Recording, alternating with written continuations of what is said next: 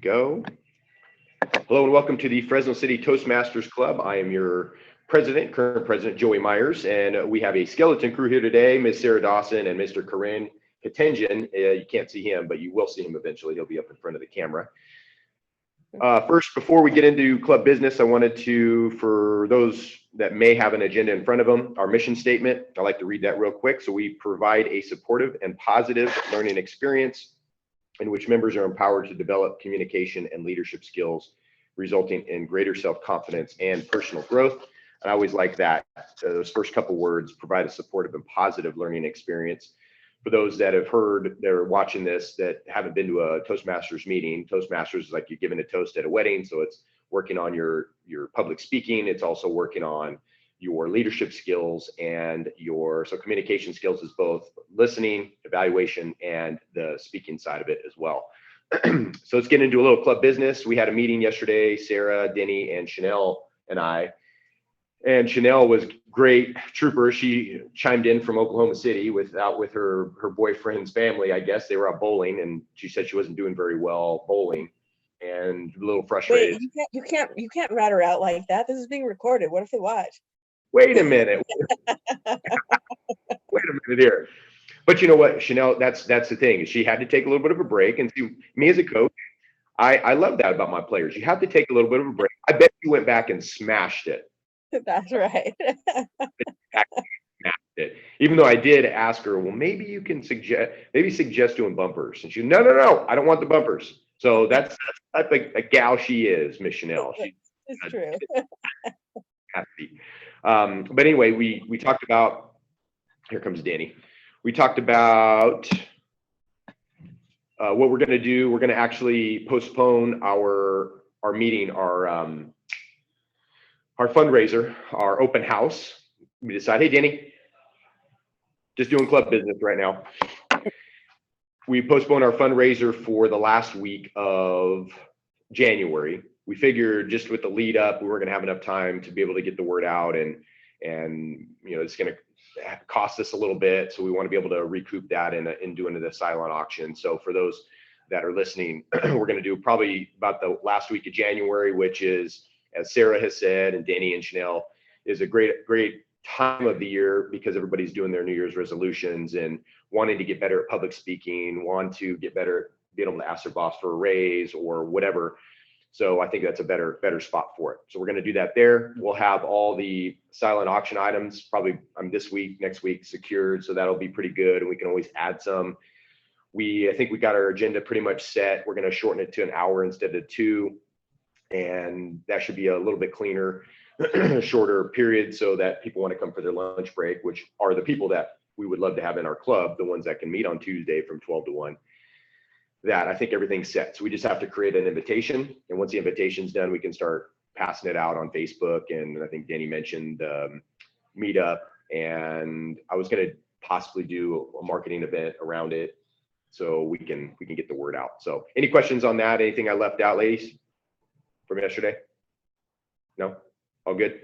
Yeah. Corinne, did you have any questions on that? No.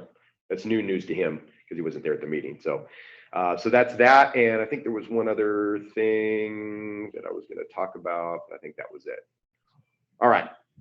So let's now move on with the rest of our meeting. And I would love to call up our Toastmaster of the day, Miss Sarah Dawson, to introduce our theme and take a hold of the meeting. Thank you very much. Thanks, Joey. Our wonderful Joey has great themes. World Trick Shot Day. Apparently that's today. I had no idea. I had to go look it up. But then I got really excited when I found out what it was. It is super talented people who are able to do all sorts of manipulate their bodies and be able to do specific talents with the basketball. And when I thought of that, Harlem Globetrotters. And then when I looked up the history, it was actually founded because of them. And I don't know if anybody's ever been to the Harlem Globetrotters, but I remember going as a kid, and it was so much fun just to be able to watch them do these amazing feats of things that you just didn't even think were possible, like the jumps and the flips and the making the baskets, and just the way that they were all worked together. And were able to just take it down, and it was really goofy and a lot of fun. And so I was just thinking about, as I was planning for today, like how much talent and how much work it takes to be able to be the best at what you do, and to be able to do that and be able to perform in and out every day, and how that relates a lot to what we're doing as speaking. The more that we put into it, the more that you will get out of it. So I encourage each of you who are watching today, do what you can, put in the time, put in the preparation, and you will excel at what you do. And I will turn it over to our person of the day. What do you call those things? General evaluator. That's the one. Thank you. Apparently, I need to practice a little more and become an expert. Is that Corinne? Yes. Coming up, sir. Thank you, Joey. Thank you, Sarah. You're welcome. I'm the general evaluator today, and I'm going to introduce everybody one by one who is participating today. Our grammarian of the day with the word of the day is Mr. Joey Myers. And without further ado, Joey, introduce your tricking word. Thank you, sir. I want to introduce a trade for somebody who would like to trade timing for the grammarian, because I didn't print off a word of the day. So if we can save that one, if one of maybe the ladies can take me up, so I can trade with, was it Denny? Were you going to be the timer? Did you mind doing that trade, Denny? That's fine. I'll need a minute to look things up though.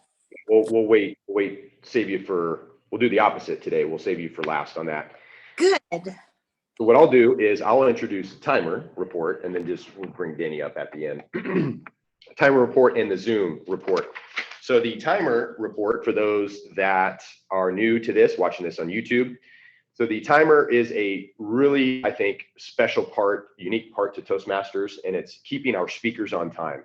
Me being one of the ones, and I a lot of times get roasted. I'm okay with that. I get roasted about, I tend to talk a little bit too much, as some of you probably have already seen that happen. So we have speeches. We have, we don't have any speeches today, but we have table topics today, which is going to be timed, and we have evaluators of speeches when we have a speech day. So speeches typically tend to be about 5 to 7 minutes, and we'll use this little handy dandy thing that will go green at 5 minutes. Then it'll go yellow. Our version kind of does a little blend, little orange-ish yellow. So you see that yellow one in the middle, that would go at 6 minutes, and then red would be at 7 minutes when you need to wrap it up. When it comes to the evaluation, if we had an evaluation of a speech today, those are 2 to 3 minutes, 2 at green, 2.5 at yellow, and then 3 minutes would be the red. And then with our table topics are 1 to 2 minutes. And we would go 1 at green, we would go yellow at 1.5 minutes, and then we would go red at 2 minutes. And typically we have about a 30 seconds, half a minute over or under. So if it's a table topics like today, if somebody comes in, well, I think table topics might be a little different. So if 1 minute, maybe it's 15 seconds, I'm not sure. But if they come in at 1 minute, that's the green. But if they come in maybe 15 minutes before that, that still qualifies. Am I right on that, Denny or Sarah? On a table topic? I don't know.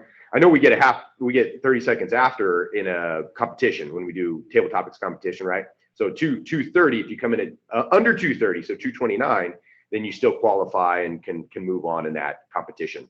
So that's an example of keeping the time for our meetings for people like myself and people on the other side who have a hard time stretching their speeches out. The other part is a Zoom master that I'll be doing.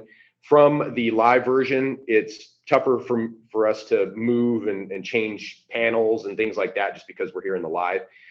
But whoever is a Zoom master online can take, say, a speaker and make sure the screen's only on the speaker. And what I'd like to do with when the evaluator's going, when you have the evaluator talking about the speaker's speech, is to have kind of a dual pane where you can see both of them in the same pane.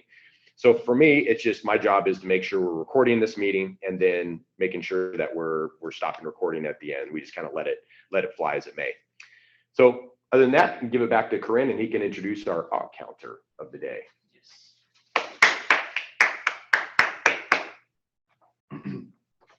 So I stand corrected. Our timer of the day and the Zoom master is Mr. Joey Myers, and I'm the accounter today. And you know, whoever is going to use those parasite words is going to be punished. So therefore, please do not use those words. Those are like, and, so, etc. If they are too frequent in your speech, it means that you are leaning on some kind of a cave. Do not do that. Just be on your own. Okay, thank you. So I will be counting all of those religiously and then giving you a report at the end. Correct. that- Corinne, what's the punishment? Punishment is going to be probably an extra speech or Exorcism, Sarah. so our grammarian of the day is Miss Danny Mason. So therefore, without further ado, please let us know. Thank you, Corinne. I'm going to be the grammarian today, and I have a word of the day, which is perfect for me, aperture, which means an opening that light comes through or an opening that something can come through. So for instance, aperture in a camera obviously is the little hole that the light comes through in the camera. And another example would be aperture around my household means a slightly open door that dogs can get through. So use that word today as your word of the day, and I'll give a report at the end. Can it be used in a metaphorical sense? Yes. Give me an example. Oh, I thought you were going to give me an example. Put her on the spot. I'm going to say, all right, I'll give you a metaphorical sense. So an aperture would also be an opening that an idea could come through, for instance, an opportunity that opens up in front of you that appears would be coming through an opening, right? Yes, yes, Okay. that's a good answer. Satisfies me. Yes. All right. So today, are there any speeches? No speeches There are today. no speeches today. So I'm passing the baton to Toastmaster. Or probably, should we just pass it over to Sarah or Denny to keep it over there with the table topics? Okay, then who is our I am. tabletop masters? Okay, so I'm passing it on to you. Yes. Okay. Thank you, Danny. Okay, so today, since we have World Trick Shot Day, I'm going to take that a little bit of a wider direction in the sense of tell us about some trick or some advantage that you get, that you use in your life to make things go your way. Okay. And I really enjoyed the longer table topics that we did the other day for some reason. So if you wanted to do that, is that something? Can you repeat the question? How many of us are? I'm afraid the more we stretch our speech, the more secrets we are giving away. You know? So, Really? Did you give away any secrets the other day? Okay. yeah, I'm for it. So 5 minutes. Or Or me. more than once. You guys did 4? 3 to 4 we did it last time, right? Yeah. That one. Yes, 3 to 4. 3 to 4. Let me see if I can, I'm using the table topics app. Let's see if I can change that. There we go. Let's see. So 3 to 4, you said? Yes, 3 to 4. So let's do, so this is 4. This is 3. And this is 3:30.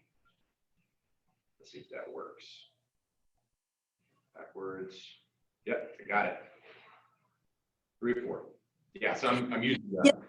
Let me Use it. repeat that question one more time. Oh, yeah. Toastmaster app. So let's talk about something. This is going to be kind of a general topic, something that you use in life as a trick or an advantage in your profession, in your home life, something that that is an advantage to you, that you've learned, that helps you get what you want or achieve a goal or whatever it is like that. I'm going from trick into something like advantage a little bit more. Thank you. So who is first? I'll go. All right.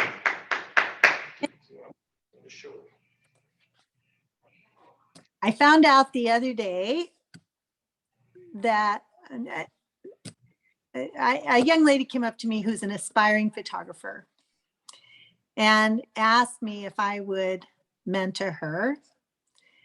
The funny thing is, as an experienced photographer, it's funny that someone else would be, she was sort of hesitant about asking me to do that, as if I would actually say no.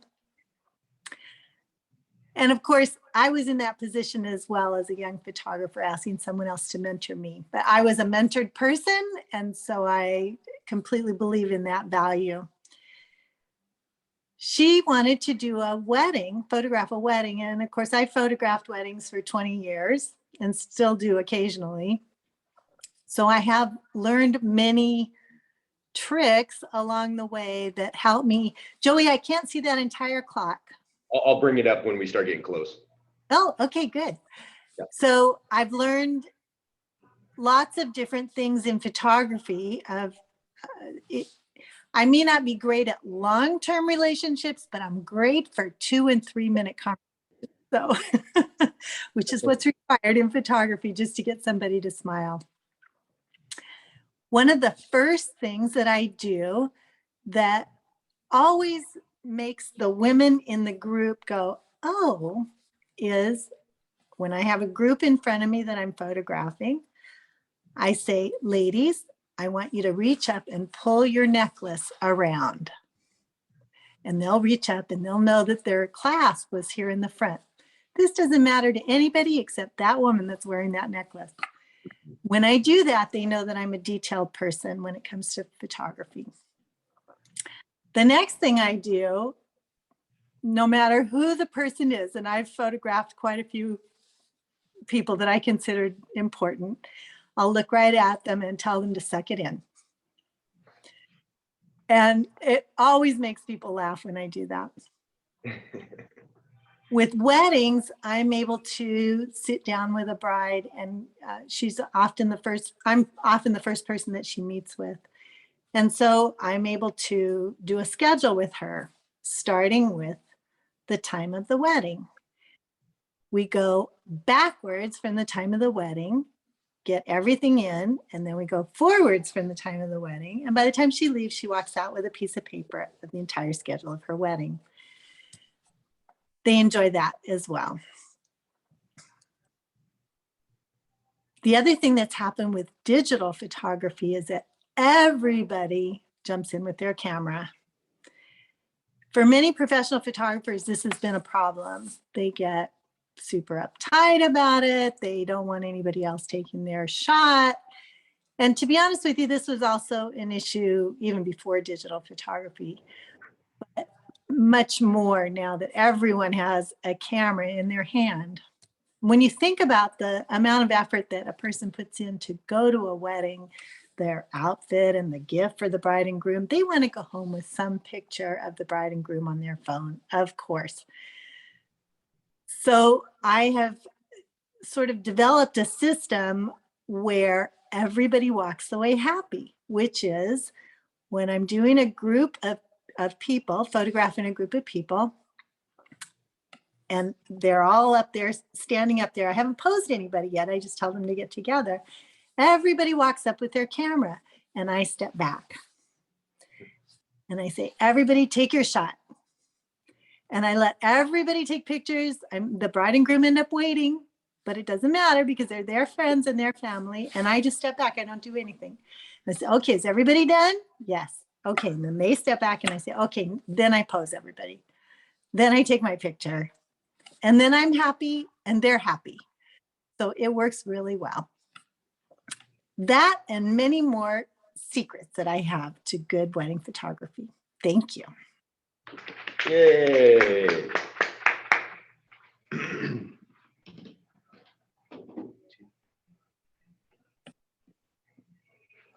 Okay. So who is going next? Who would like? So I could go. Okay, Joey, And then what I'll do is I'm just going to use my own app here. We'll get it started and then. do it. Okay. So advantages, one of my favorites. I love to read. I haven't been able to do it as much since COVID 2020 because I haven't been driving as much. Typically on a ride to Toastmasters and a ride back from Toastmasters, about 15, 20 minutes. I got about 40 minutes of listening to biographies on tape or on audible.com. And one of my favorite autobiographies or biographies, one of my favorites is Arnold Schwarzenegger's Total Recall.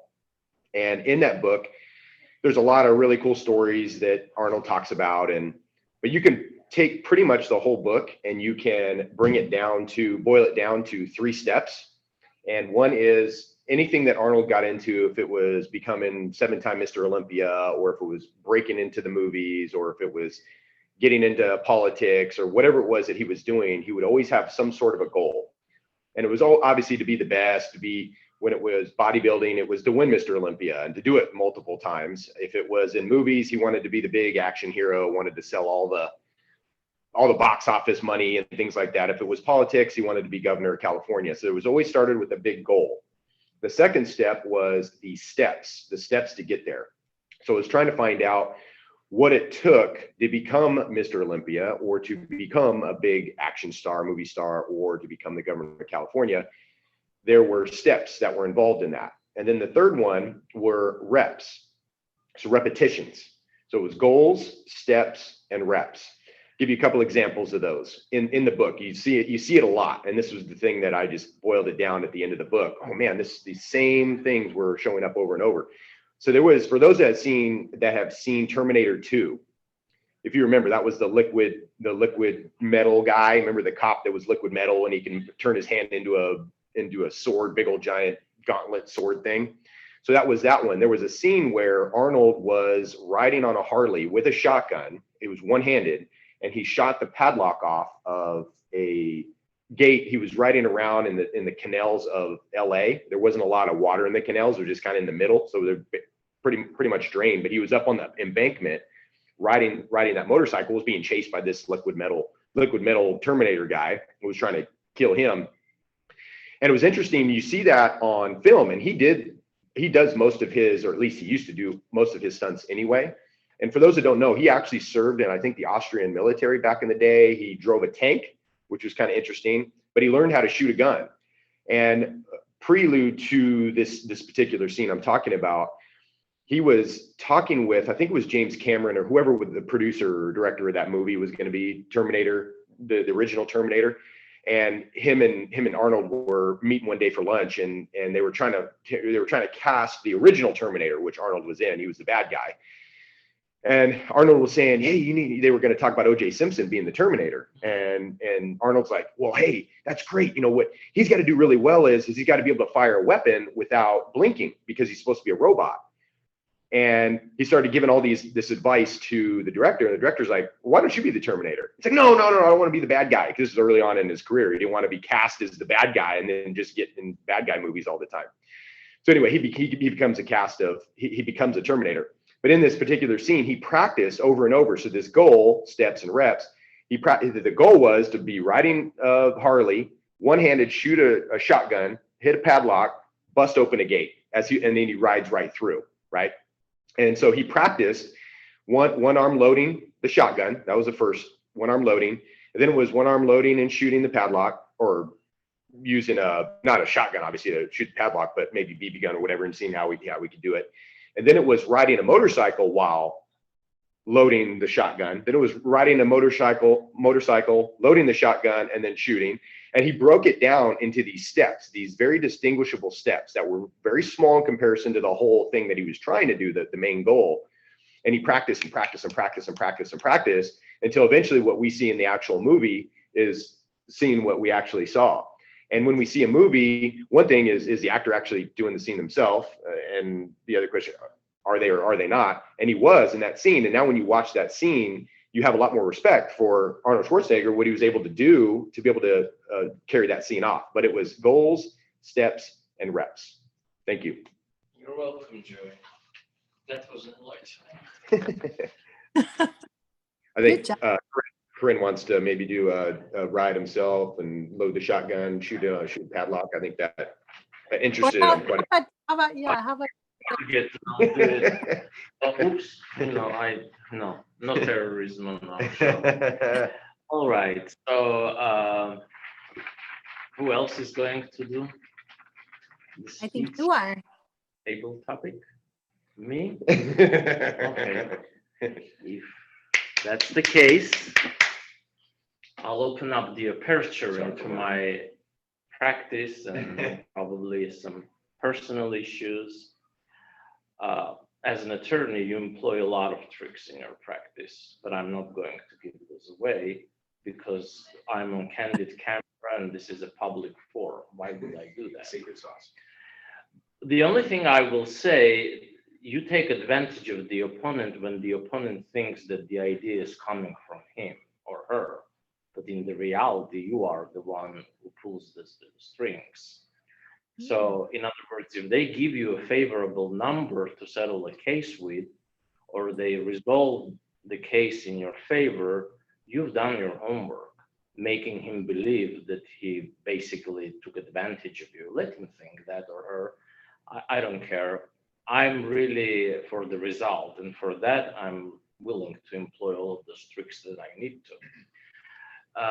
In my personal life, I tricked a lot of people thinking I'm somebody that I'm not. They think I'm an attorney, but down deep in my heart, Joey knows I'm a historian.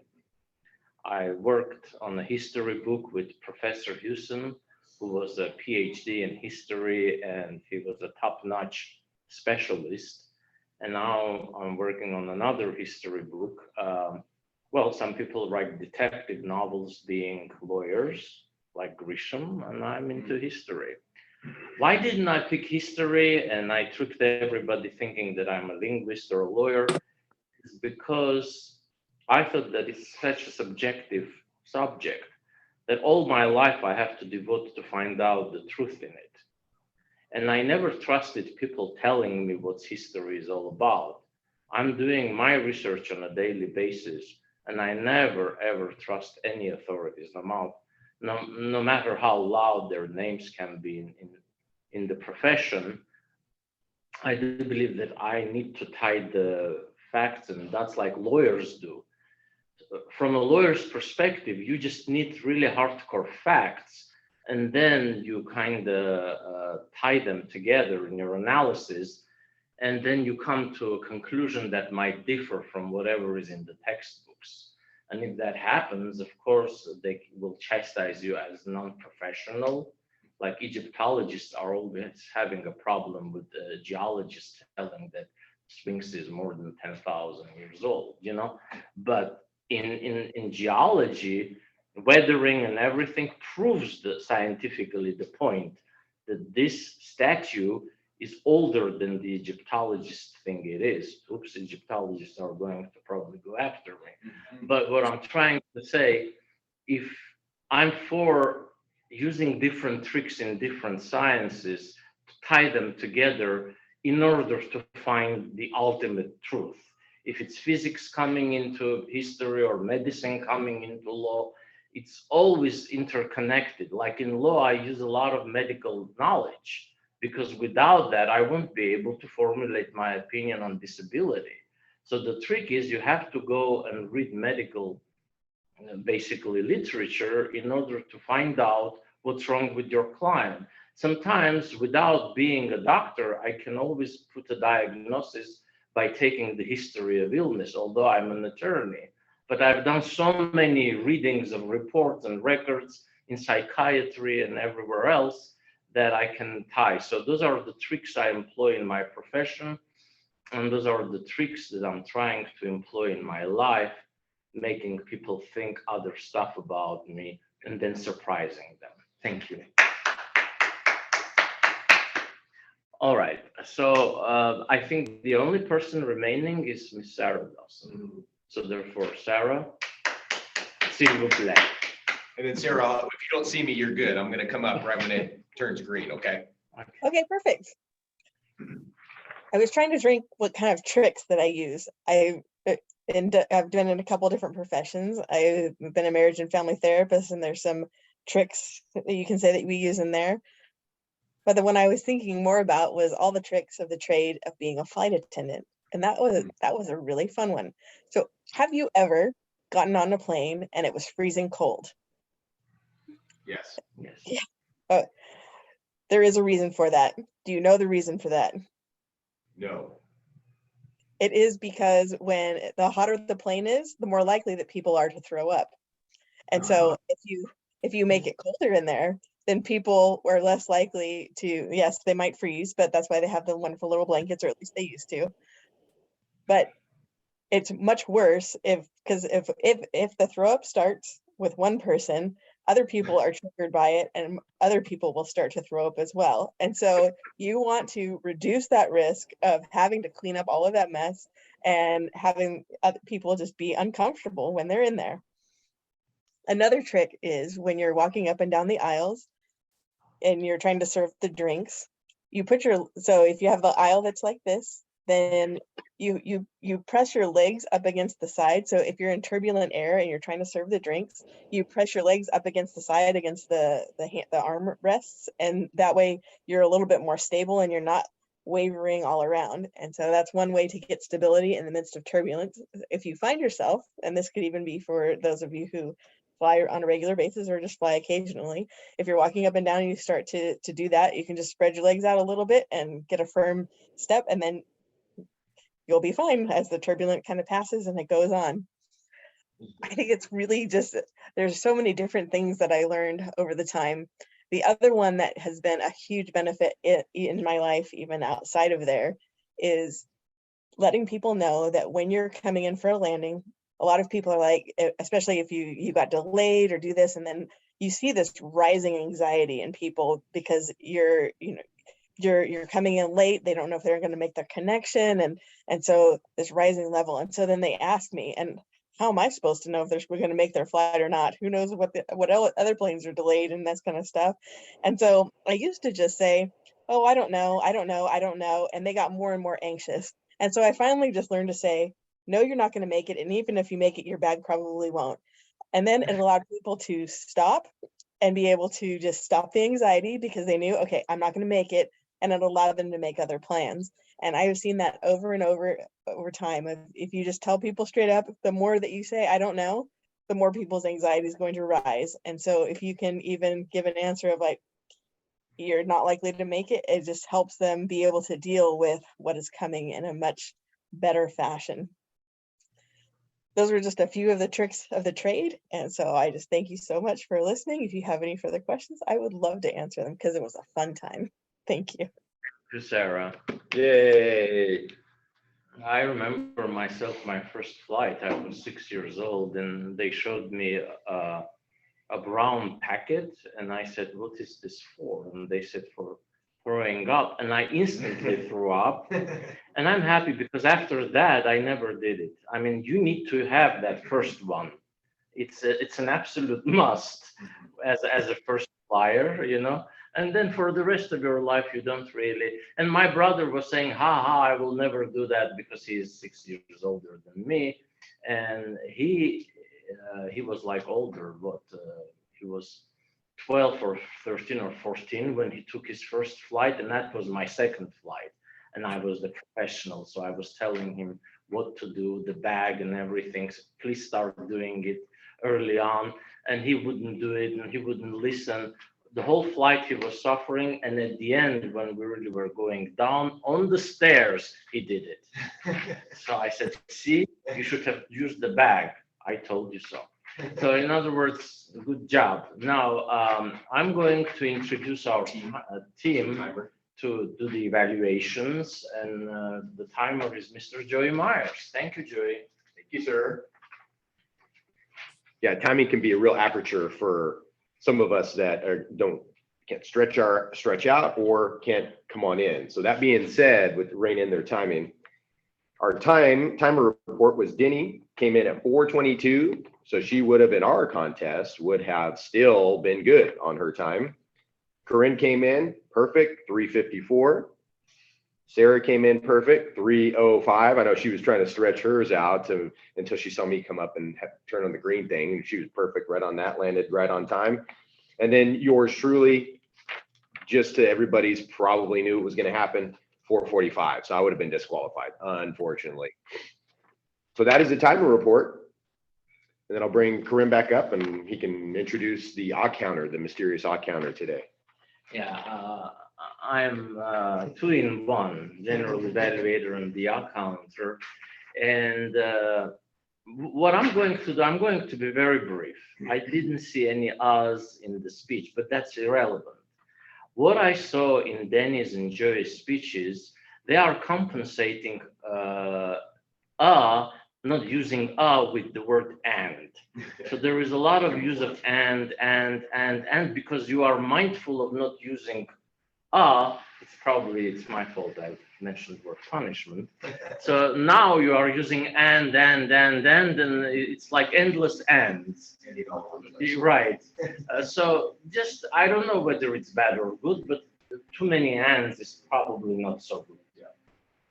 And I'm commending Sarah. She never used the word like today. Hey! I was looking for it, and I was hoping that she wouldn't use it, and she didn't. So I'm very happy. Good job, Tim. And I'm introducing Danny as our grammarian of the day. Yeah. We had Joey and Corinne use the word. Did you, Sarah? Yeah. Okay. So thank you for using that word. Thank you, Danny. And general evaluation. The general evaluation of the meeting is right on the money. I do believe that everybody apply the notion of tricking in their occupation. Like the experience was coming from their background. Like a photographer was showing tricks in photography, a lawyer was not showing the tricks in law. And Sarah was very interesting about her. And of course, Joey, he's not a movie star, so that's an exception. He was talking about tricks in movies, autobiography. So it's kind of, I want to penalize him because next time I want to know your personal tricks, if you have any, Okay, with that in mind, I'm just passing it back to the president. Thank you, Joey. Thank you, sir. And I do use those personal tricks, goals, steps, and reps. It's just I didn't come up with them. It came from didn't come from Arnold Schwarzenegger either, but it came from his. What was that? From Arnold. From Arnold, yeah, from Arnold.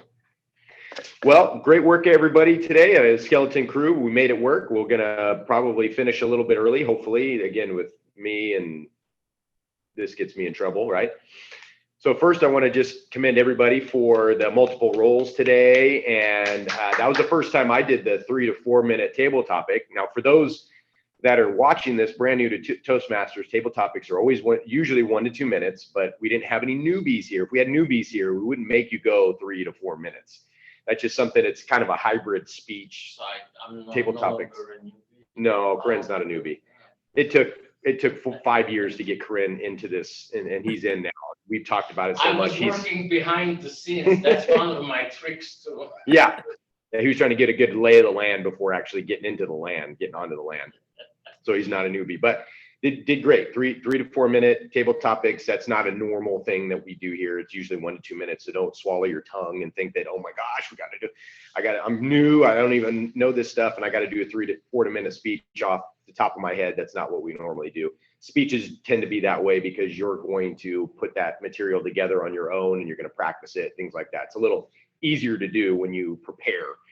But in that sense, it's a little bit more advanced than what we did today. But everybody did great on that. And thanks for sharing everything, some cool tricks. And whether it's photography, flight attendants, or being an attorney and being a little bit more of a in disguise camo on what you're doing and how you're doing your thing. So work there. Our backside, a couple of these here for our agenda. So next week, obviously we're postponing our open house. So we're not doing that, but that on the schedule, it shows that. And we do have a theme for that. And Sarah, I know you love those themes. Cocoa Day. Yeah. So we'll have to fill in some of our spots for that, I think. Anybody here that want to do a speech? This will be the last meeting before the end of the year, because then after that is the Christmas week and then the New Year's week. So this is our last official meeting of 2022. Anybody want to do a speech? No, Denny?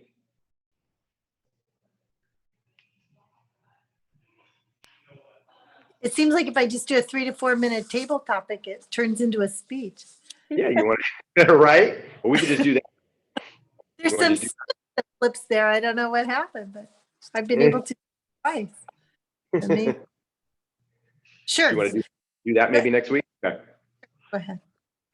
All right, and then so let's just fill in our leadership roles at least. So Toastmaster. So Sarah, you were today. Toastmaster. Denny, do you want to try that, or you want? We have Chanel too. She'll be back in town, right? So we can fill her in some of these. Or do it. Let her be the Cocoa Day. Yeah. All right, Chanel. So no speeches, no evaluations. General evaluator. Anybody want to jump onto that? I can do that one. And then table topics. Sarah? Table topics, and of course Zoom, I'll do that one. How about our grammarian odd counter timer?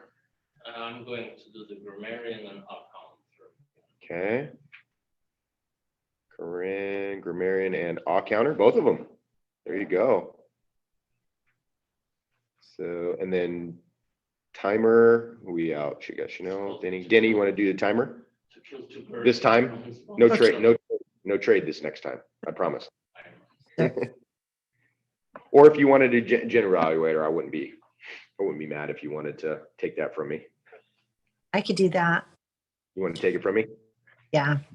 You want to switch that out? I'll do timer, you do general evaluator? Yes. Or do you want to? Okay, let's do that. All right, so Denny, GE, and then I'll take over the timer. Did that work for you ladies online for what I did, how I did it today? Yes. That worked? It came up here? Yes. Because we you didn't have just the camera set up. Yep. Stop. That was good. Okay.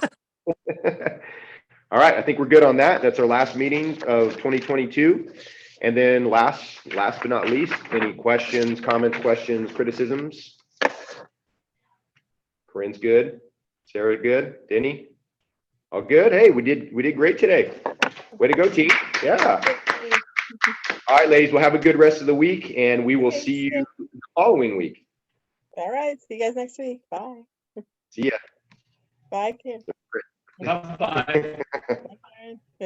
Hi, There Kurt. you go.